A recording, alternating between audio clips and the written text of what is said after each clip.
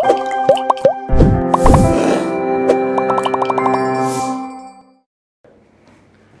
Halo sahabat Sobat UMN. balik lagi bersama aku Bea.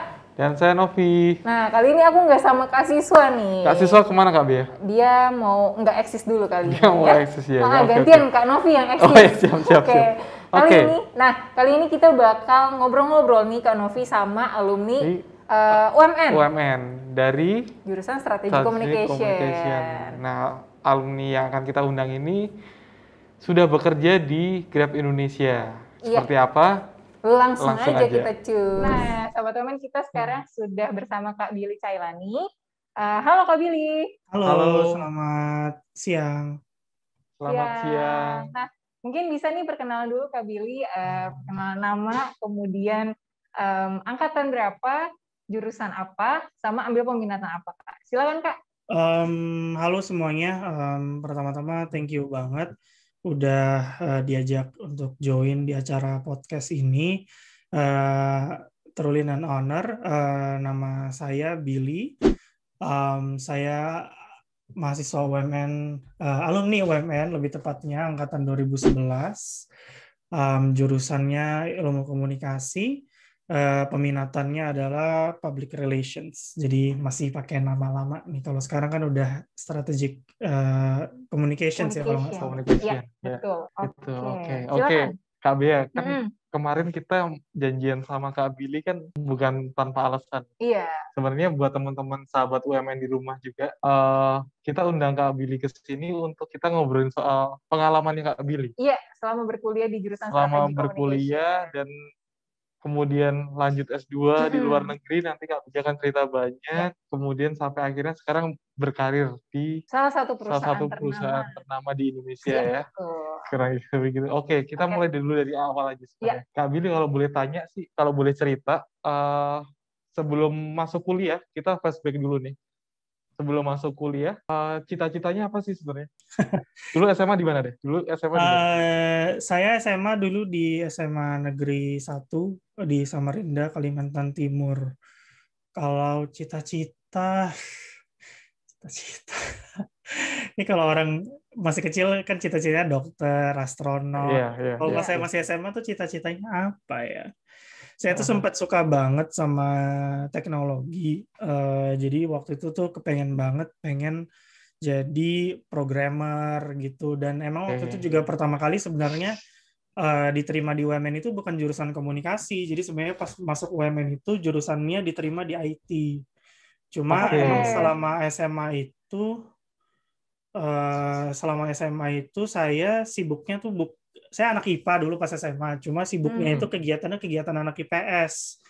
Jadi dari kelas 1 sampai kelas 3 itu sibuknya lomba debat bahasa Inggris, lomba pidato bahasa Inggris, pokoknya semuanya yang sosial banget lah. Dulu tuh kayak sempat beberapa kali mewakili sekolah di kompetisi lokal, provinsi, sampai waktu itu mewakili provinsi untuk ke tingkat nasional. Itu semuanya lomba-lombanya bidang sosial. Jadi pas pertama kali bilang kalau misalnya mau masuk IT itu memang banyak yang, oh iya sih kamu canggih sih anaknya, kamu emang kayaknya super user gitu, jago gitu pakai. Tapi kamu nggak sayang apa gitu, kayaknya suka public speaking, terus juga kayaknya bakal lebih cocok kalau misalnya yang berhubungan dengan komunikasi gitu loh. Terus waktu itu kan UMN kan memang ada ilmu komunikasi, dan salah satu selling point-nya juga kan memang karena UMN itu kampus yang dimiliki oleh grup Kompas Gramedia ya. Terus akhirnya ya udahlah saya mikir gitu kan. Akhirnya nggak 1-2 orang, pertama dari guru BK, terus akhirnya ke teman-teman, ke orang tua, saudara. Akhirnya saya mikir kalau dipikir-pikirnya gue nggak pinter-pinter amat juga, matematika, fisika segala macam pas SMA, kerjanya bolos kelas buat lomba mulu gitu kan, lulus SMA aja udah syukur gitu kan. Terus ya udah akhirnya ya udah saya ambil ilmu komunikasi, dan waktu ambil ilmu komunikasi pun waktu itu orientasinya masih belum ke public relations, karena waktu itu pun masih nggak paham public relations itu apa. Jadi dalam pikiran saya, oh ini kampus punya Kompas Gramedia, ya udah ntar kalau misalnya masuk situ pengennya jadi jurnalis gitu. Terus nanti ya itu berubah lagi nanti. Oke. Akhirnya setelah tadi awalnya mendaftar di IT dan diterima di IT, akhirnya pindah haluan ya. pindah haluan ke ilmu komunikasi. Ya. Karena sesuai dengan apa ya, pengalaman sebelumnya ya. Pengalaman sekolah. Selama sekolah. Lebih banyak kegiatan IPS tadi katanya. Oke, lebih banyak kegiatan IPS. Iya.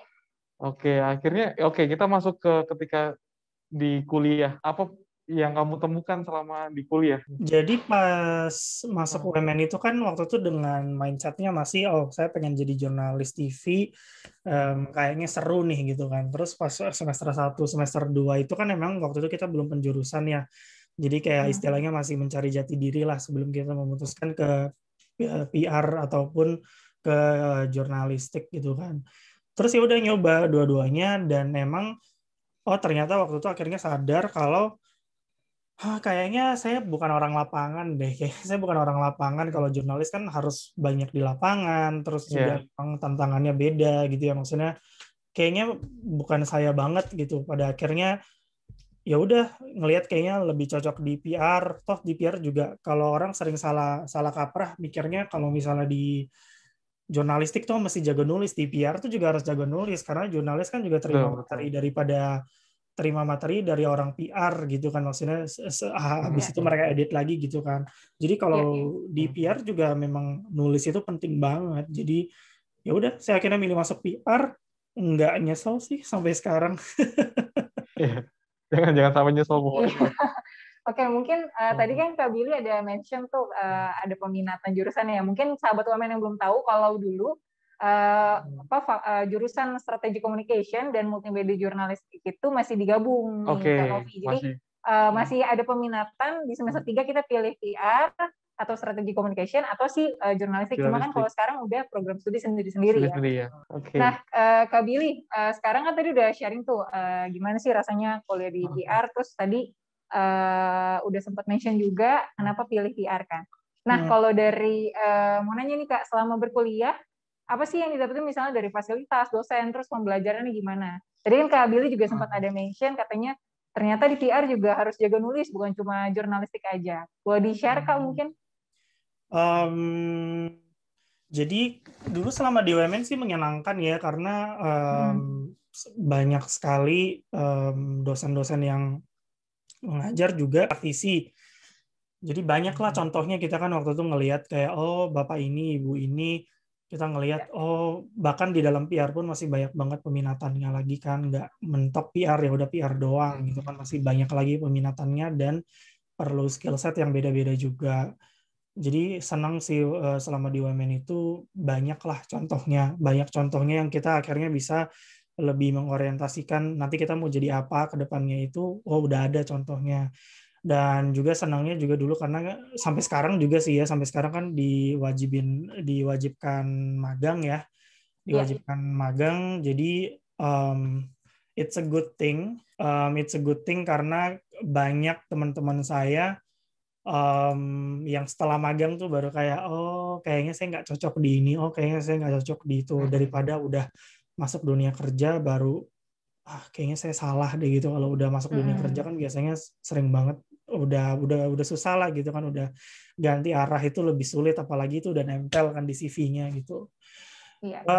Tapi overall sangat terbantu sih selama kuliah karena tadi itu banyak praktisi, mata kuliahnya juga sesuai dengan yang diperlukan sama industri. Kalau aku lihat kemarin juga sempat ikut FGD sama Fakultas Strategi Communication juga. Sekarang kalau melihat mata kuliahnya udah sekarang bahkan lebih spesifik lagi, jadi itu sebuah hal yang positif ya. Dan sejauh selama 4 tahun itu menyenangkan sih, saya ketemu banyak dosen yang sekarang malah jadi semacam role model di industri. Terus juga teman-teman saya juga sekarang banyak yang udah di level yang mirip dengan saya atau bahkan lebih tinggi, karena kan saya sempat 2 tahun sekolah lagi kan. Itu sekarang kita juga banyak yang bisa saling sharing, bahkan saling sharing lowongan pekerjaan dan gitu sebagainya sih. Oke, kalau Kak Billy dulu tuh magang di mana? Karena tadi ngelihat Kak Billy bilang cerita soal bahwa kemudian magang itu salah satu titik balik ya, balik buat kita menemukan passion kita di mana ternyata itu. jadi pengen tahu nih saya nih soal dulu pengalaman magang dan apakah proses di sana itu kemudian memberikan insight yang menguatkan passion atau seperti apa, Kak Billy?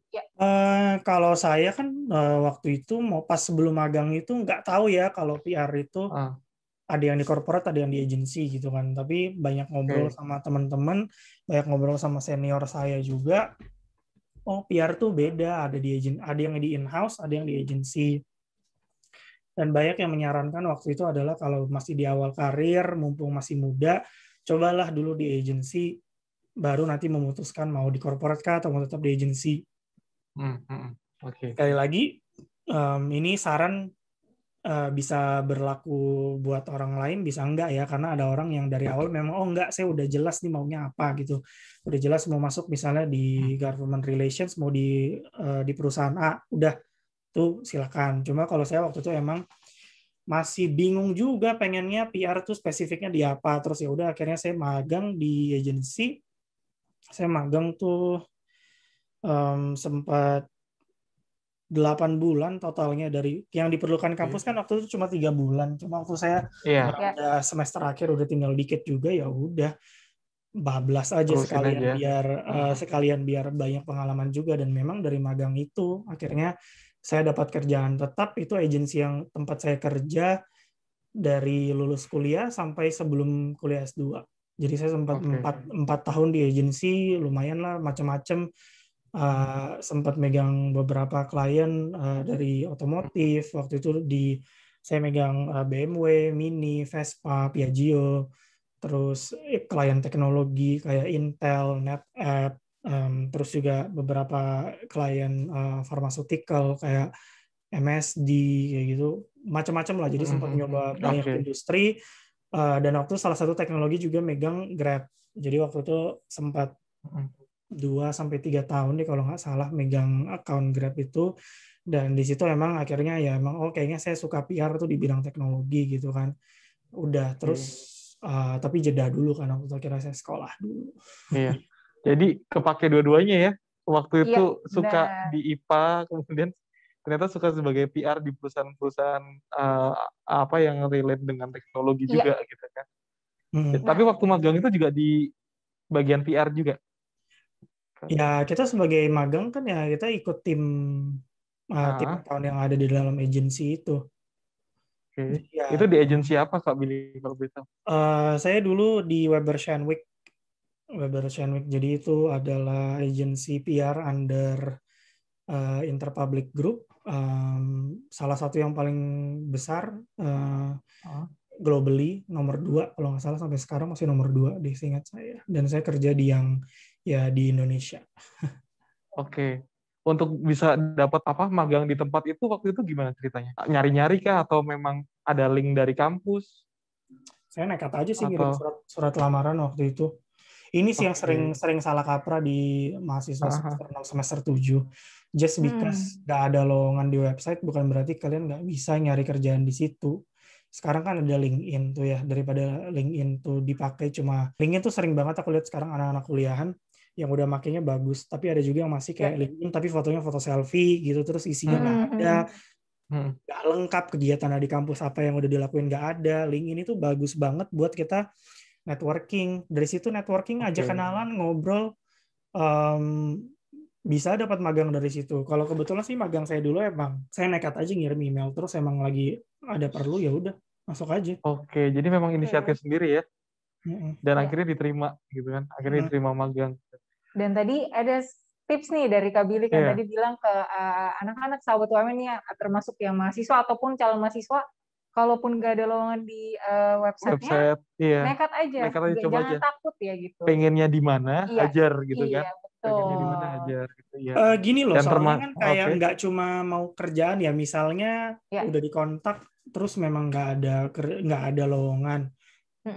Tidak berarti terus ya udah gitu, ya udah jangan terlalu transaksional juga ya, kita networking juga dengan orang itu. Mana tahu di kemudian hari orang yang kita kenal itu ngelihat sepak terjang karir kita terus mau nge-hire kan, why not? Iya, ditarik juga nanti siapa tahu gitu kan.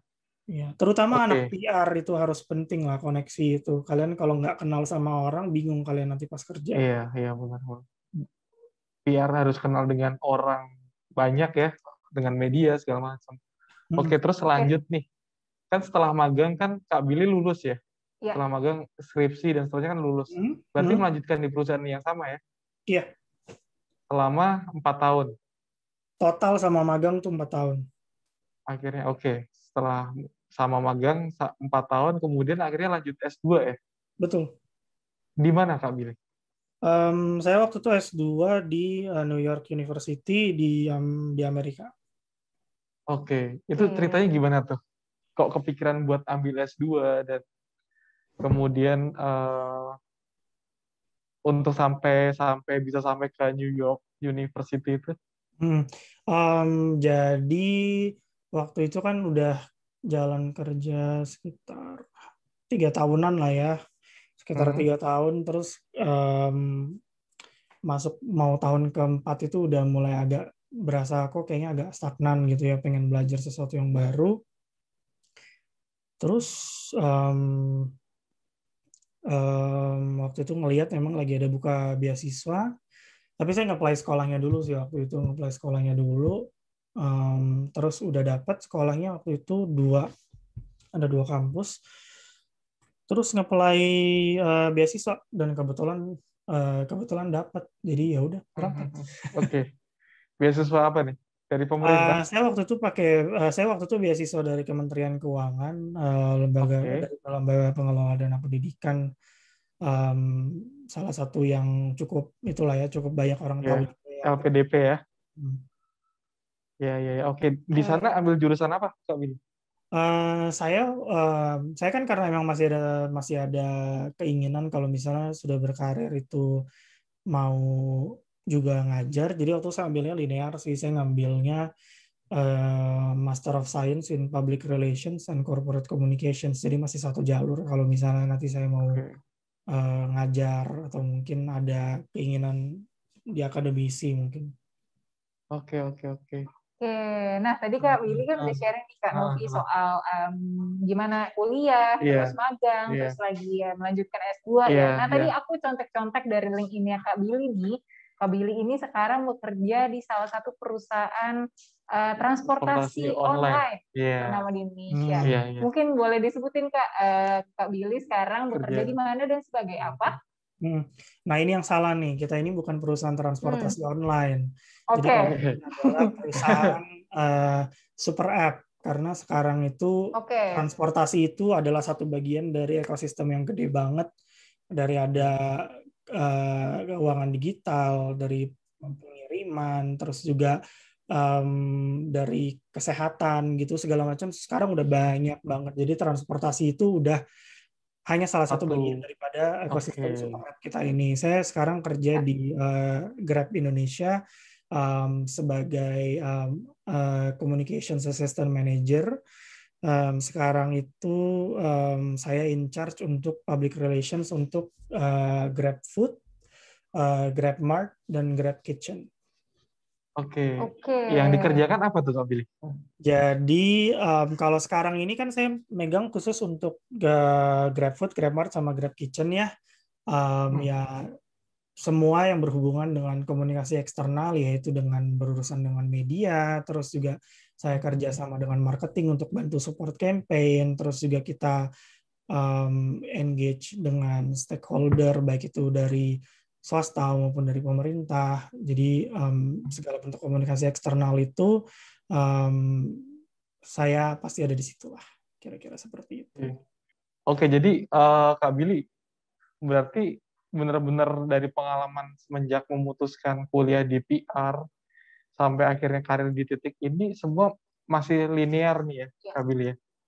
Masih sesuai dengan linear banget sih enggak ya, maksudnya karena dari SMA pengennya A, terus akhirnya ngambilnya B, pas kuliah maunya C, terus ternyata ngambilnya D, terus pas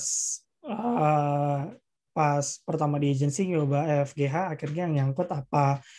Terus sekarang kerja juga, dulu kan sibuknya saya tuh sampai dulu dibilang juragan otomotif gara-gara jualannya pas di agency itu brand-brand otomotif sama teknologi gitu kan. Terus saya masuk sekarang perusahaan teknologi gitu.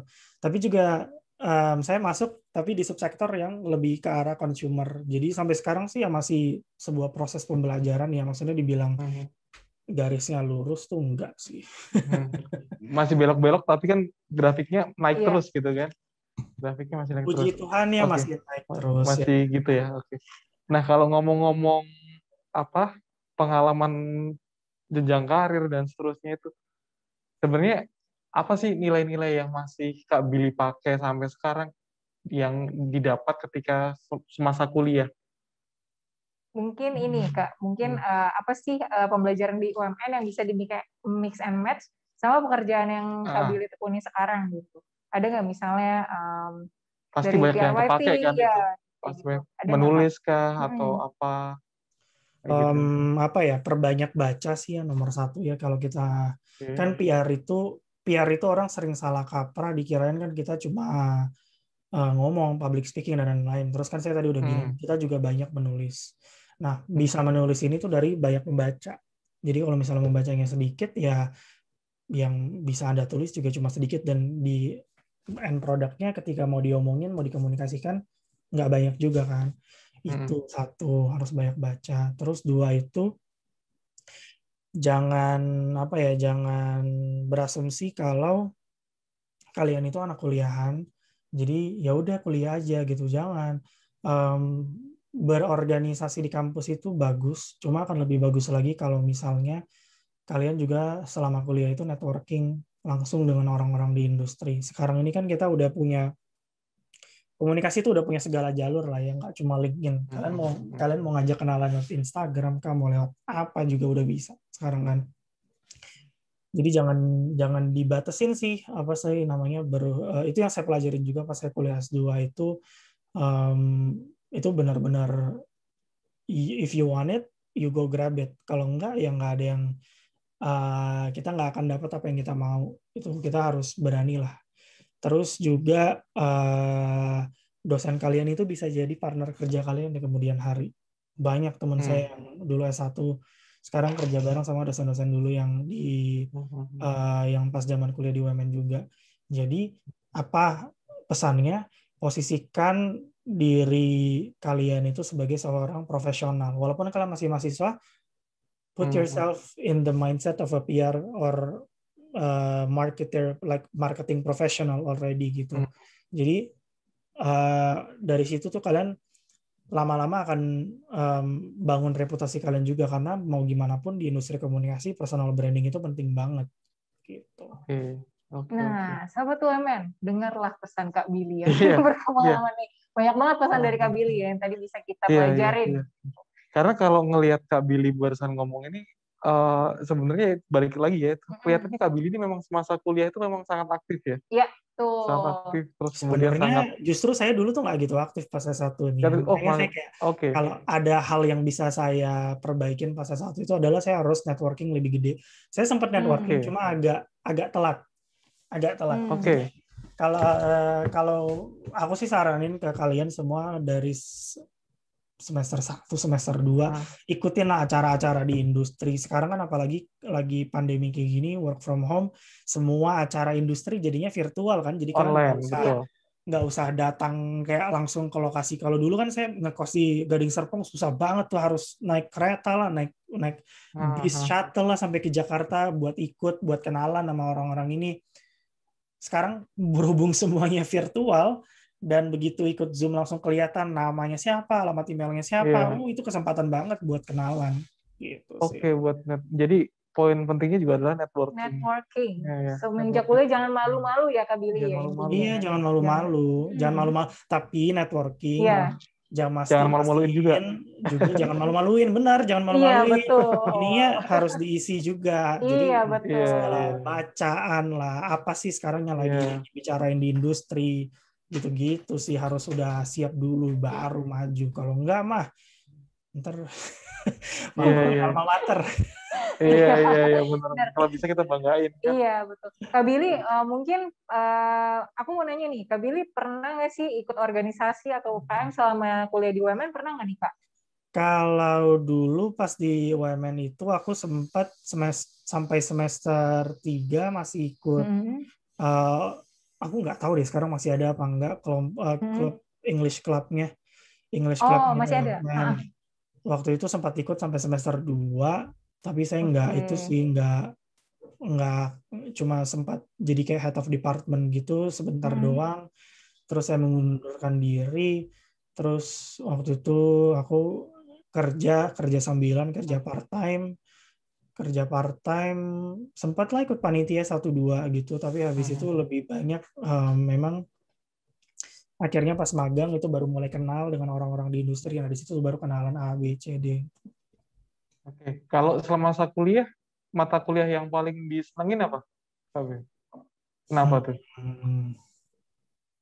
Yang sampai sekarang ini masih terekam gitu. Udah lupa sih udah lupa nama mata kuliahnya. Cuma aku suka banget semua yang berbau planning ya. Karena kan seringkali kita dikira anak PR itu cuma bantuin ngomong ke media gini segala macam. Tapi kan kita juga punya fungsi strategis yang harus bisa mendukung bisnis perusahaan. Nah, di planning itu aku suka banget sih, karena di situ kita ditantang untuk strategic thinking lah. Jangan mikirnya cuma pakai aja influencer A, influencer ini, cuma buat keren doang gitu kan. Tapi nggak menjawab kebutuhan daripada bisnis kayak gitu-gitu kan, sesuatu hal yang penting ya. Kita harus punya business sensibility lah. Jadi jangan cuma kayak kan lucu di Instagram hits gini segala macam. Kalau hits tapi nggak mendatangkan uang kan. Iya, kita bisnis butuh duit gitu ya. Iya, kita nggak bisa bakar uang doang kan. Oke. Kak, mau nanya nih, mungkin kita flashback lagi pas Kak Billy masih kelas 3 mau pilih kuliah. Nah, waktu itu kan Kak Billy masuk daftar di UMN nih. Waktu itu Kak Billy pilih UMN dan tepatnya masih ingat nggak Kak lewat jalur apa masuk UMN-nya? Misalnya jalur raport kah, ikut tes kah, terus jalur peringkat atau lomba gitu? Aku jalur beasiswa deh waktu itu kalau nggak salah. Aku yang pakai banyak sertifikat lomba kan waktu itu. Dan dapat beasiswa banyak berarti ya? Enggak, cuma pas uang masuk itu aja. Setelah itu kan saya pas kuliah biasa-biasa aja. IP-nya ya cukup lah, tapi nggak sampai dapat beasiswa. Yang ada yang teman saya kayaknya selama kuliah itu cuma bayar dikit banget. Oke. Ada lagi nggak, Revi? Mungkin ini, Kak, ada nggak sih tips buat sahabat UMN nih, buat anak-anak mungkin yang masih SMA, lagi nonton ini, atau misalnya, lagi SMA nih, buat milih jurusan kuliah yang tepat, dan tentunya kampus yang tepat. Aku berasa tua nih jadinya. Tenang, kita seangkatan. Apa ya kalau buat anak SMA? Menurutku pas SMA itu, ini nggak tahu ya, anak SMA sekarang kayaknya udah lebih canggih daripada anak SMA zaman dulu gitu ya. Menurutku itu pas SMA itu kita sering terjebak sama hobi yang sesaat gitu. Jadi kita semua orientasi mindsetnya itu aja gitu ke depannya. Padahal sebenarnya mungkin minat dan bakatnya tuh sebenarnya nggak match. Jadi benar-benar lakukan research, kampusnya tuh yang bagus di mana, jangan cuma mau kayak sekolah karena lokasinya dekat ini dekat itu, tapi harus lihat juga akreditasinya, lihat juga dosennya seperti apa, siapa aja, terus juga penyerapan ke level daripada serapan ke industrinya itu oke atau enggak. Banyak nggak sih dengar misalnya mau masuk ke UMN gitu, banyak nggak sih dengar anak UMN gitu ke perusahaan ABC gitu mungkin yang lagi hits. Kalau banyak berarti penerimaan di industrinya baik, dan itu juga berarti artinya pendidikan selama di kampusnya juga oke gitu. Dan ya banyak itu sih, banyak refleksi diri. Kita mau lihat dulu, kayak saya dulu kan idealismenya pengennya masuk IT, nggak tahu dari saya jadi apa sekarang kalau saya masuk IT. Gitu sih. Jadi PR-nya juga. Iya, benar. Gitu. Kayak sesuaikanlah skill dengan tujuan gitu. Dengan tujuannya apa. Jadi juga pas mau kasih tahu ke orang tua saya mau masuk ke mana, orang tua juga oh iya juga ya, kamu kayaknya cocok di sini karena anak kamu emang jagonya di situ. Udah gampang kan, udah selesai masalah gitu. Oke. Mantap. Oke, Oke, nah, terakhir Kak Billy nih. Ke depan apa nih? Kak Billy punya target apa lagi nih? Soal karir kah atau soal mau lanjut lagi sekolah atau apa? Lanjut lagi sekolah kalau S3 5 tahun lagi. Nggak tahu saya kuat apa enggak. mungkin mau ini Kak, apa, mau Mau jadi dosen di UMN kan tadi dibilang katanya ada mungkin mungkin aja peluang jadi dosen gitu kan. Iya, S2 Siapa atau kan udah tahu. cukup. Kalau misalnya mau jadi dosen jadi dosen part-time. Kalau S1. saya sih emang kalau sekarang ya, kan orang-orang kadang-kadang berubah ya visi misi hidupnya ya. Kalau sekarang sih saya ngelihatnya masih pengen berkecimpung di industri, masih banyak yang perlu dipelajarin, dan juga mungkin pengen mulai meluangkan waktu buat ngajar juga, karena penting di industri. Kita juga harus denger lah, kan kadang kayak brand tempat saya kerja sekarang konsumennya juga banyak yang dari yang muda-muda. Kalau saya cuma kerja tapi nggak denger apa sih insight dari anak-anak yang lebih muda daripada saya yang menjadi konsumennya, kan jadinya nanti ada disconnect ya. Jadi pengen ngajar tuh juga saya bisa berbagi dengan mereka, mereka juga berbagi dengan saya gitu. Karena sama-sama belajar kan, kita nggak pernah terlalu tua untuk belajar lagi gitu. It's never too late to learn again sih. S3 nggak tahu ya. Kayaknya capek. Oke. Nanti kita tunggu kali ya. Iya, nanti kita tunggu. tunggu. Siapa tahu kan nanti ngajar jadi dosen di UMN, dosen strategi communication di UMN. Iya, berarti Kak Billy masih akan fokus berkarir ya ini ya. Masih. Sebenarnya kemarin udah interview buat ngajar di UMN, cuma emang jadwalnya belum ketemu ya kemarin.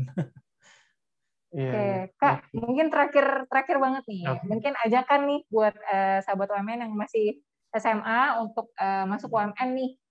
Ada nggak Kak ajakan sahabat UMN nih untuk masuk UMN? Ada. Khususnya mungkin boleh diajak masuk jurusan strategi communication ya UMN. Buat teman-teman yang sekarang lagi di SMA dan juga mungkin considering mau masuk ke UMN, UMN itu aku mungkin kasih testimoni gini ya. UMN pas zaman aku masuk itu kita bisa dibilang masih kayak SMA swasta. SMA swasta jumlah manusianya, terus fasilitasnya segala macam. Tapi dalam jangka waktu dari saya masuk sampai sekarang itu, bahkan waktu saya selesai kuliah itu aja perkembangannya udah jauh banget. Makin banyak jurusannya, lebih spesifik, mata kuliahnya juga udah cocok dengan yang diminta sama industri. Terus juga kalau mau dilihat juga fasilitasnya canggih banget, gedungnya juga sangat memadai, dengan fasilitas juga yang sangat memadai. Itu akan jadi something very beneficial buat kalian ketika kalian kuliah. Jadi kalau kalian udah consider UMN dan jurusan yang kalian cari itu sesuai dengan yang kalian mau, go for it. Buat saya sih go for it, karena kalian pasti akan kebutuhan kalian pasti akan di-cater selama kuliah. Tapi jangan lupa juga bukan berarti semuanya disuapin ke kalian.